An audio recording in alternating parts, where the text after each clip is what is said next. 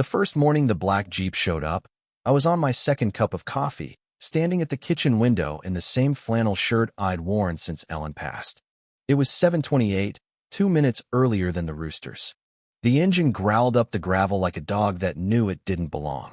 I watched it swing wide, nose across the gate, and settle dead center over the line my great-grandfather poured in 1875 with iron shipped from Pittsburgh. The driver cut the motor, propped muddy boots on the dash, and unfolded the Dallas Morning News like he was waiting for a tea time. Two more men climbed out in navy polyester security shirts, badges tilted like cheap jewelry, radios spitting static. They looked like the kind of crew that rents confidence by the hour. I stepped onto the porch in slippers and a robe older than most marriages. "Morning. You're blocking my gate." The driver, Ray Delgado, though I wouldn't learn the name for days, didn't lower the paper. "HOA Compliance Patrol, sir. Routine stop. HOA didn't exist when I bought this place in '75. Move it. We'll be gone in an hour."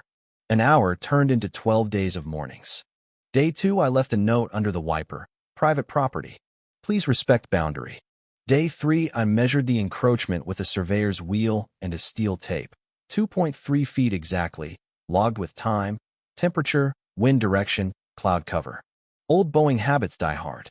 Day for the mailman waved from the county road and kept driving.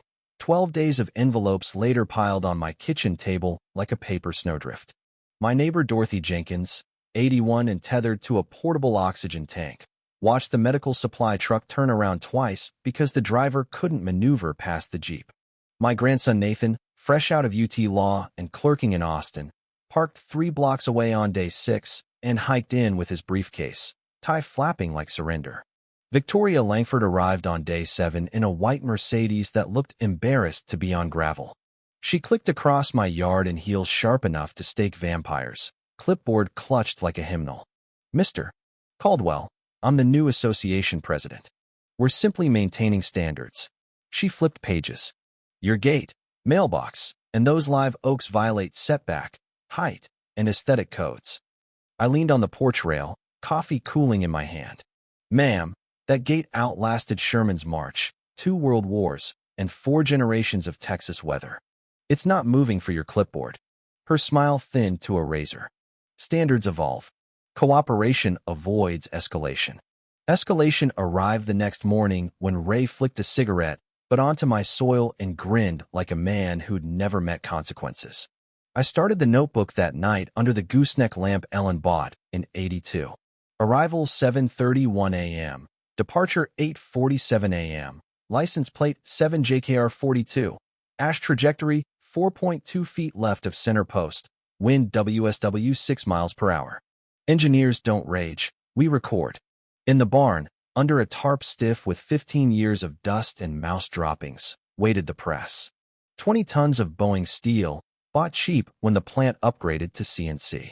I'd used it to cube aluminum wing spars the size of boxcars. A Jeep weighed 4,500 pounds soaking wet. Child's play. Victoria's mask slipped on day 13.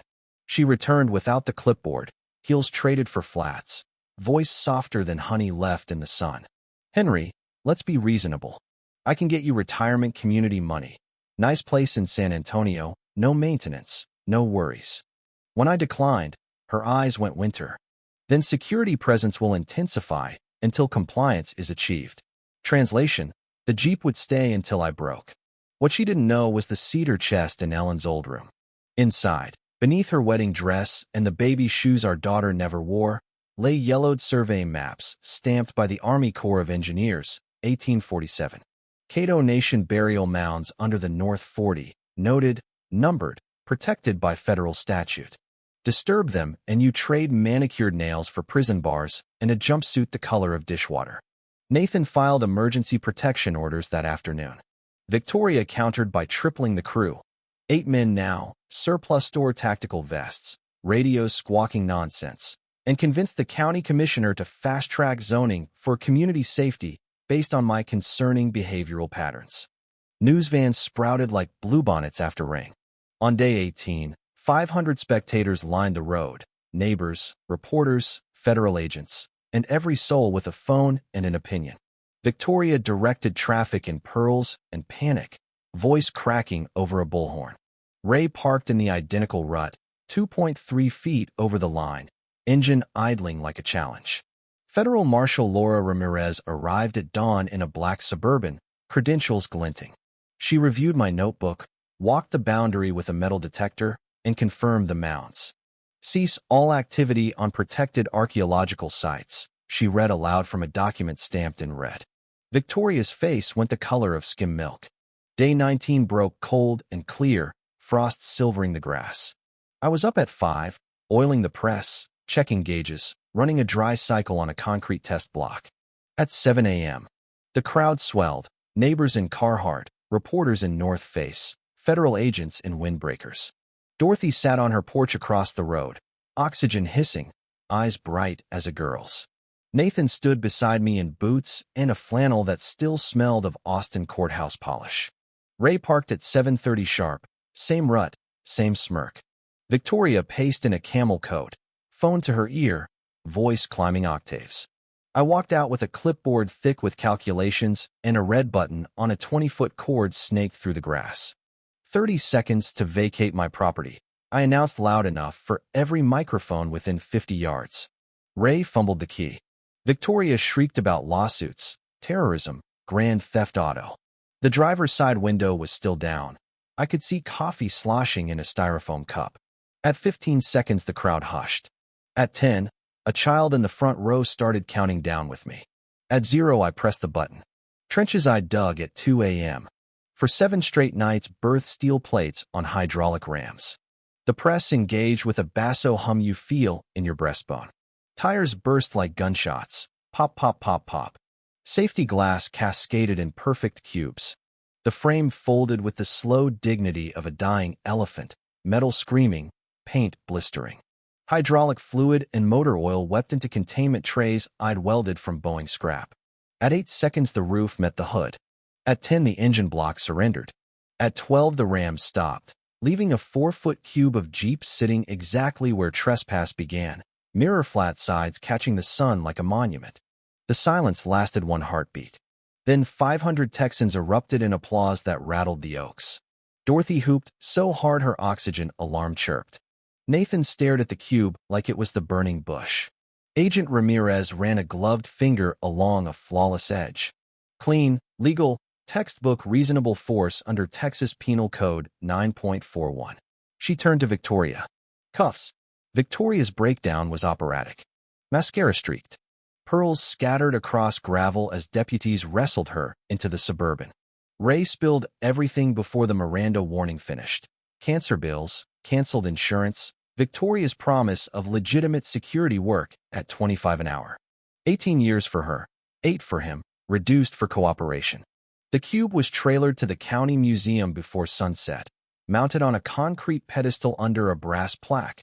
Property rights demonstration, November 23rd. Donated by Henry Caldwell, retired engineer. 6 months later, the ranch breathes easy. Mail arrives at 10:15 sharp, postman waving like we're old friends. Dorothy's oxygen rolls straight to her door. She baked me a pecan pie that could win state fairs. Nathan traded his downtown loft for the bunkhouse, swapped wingtips for Red Wings, and tunes the press like a Stradivarius. We added motion sensors, remote activation, and a solar backup. Boeing spec, overkill for peace of mind. The Cato Nation held a pipe ceremony at the graves in April. Chief Anna Rivers, 70 if she was a day, pressed a pouch of cedar and sweetgrass into my palm. Some men build wings to leave the earth, she said. Others keep the earth from forgetting who walked first. They sang in a language older than the gate, older than Texas. I stood beside Ellen's headstone and felt the ground hum.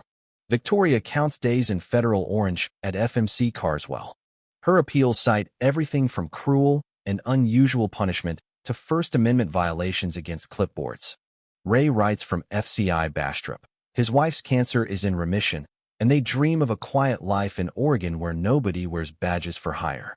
The other 6 security specialists drew probation to 3 years, depending on how loudly they sang to the feds. The county rewrote its zoning ordinances overnight. Emergency development now requires federal archaeological clearance in red ink. Sheriff Tom Harlan, reinstated and promoted, stops by most Fridays with a 6-pack and a grin. Never thought I'd see a Jeep Cuber in my jurisdiction, he says, tapping the museum plaque. Beats paperwork. I still measure tire tracks out of habit, but the only ruts now are mine: tractor, pickup, Nathan's old Bronco. The press sleeps under a fresh tarp, oiled and ready, valves gleaming like the day it left Seattle. Some nights I sit on the porch with coffee gone cold and listen to the Oaks creak.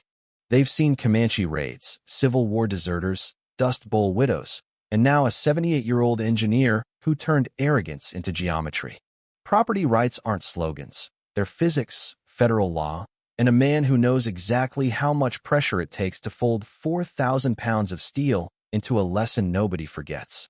So tell me straight in the comments, when someone parks on your life and dares you to move, do you call lawyers, crank the Rams, or both? Where's the line between self-defense and vengeance? Speak up. I've got time, coffee, and a clear driveway.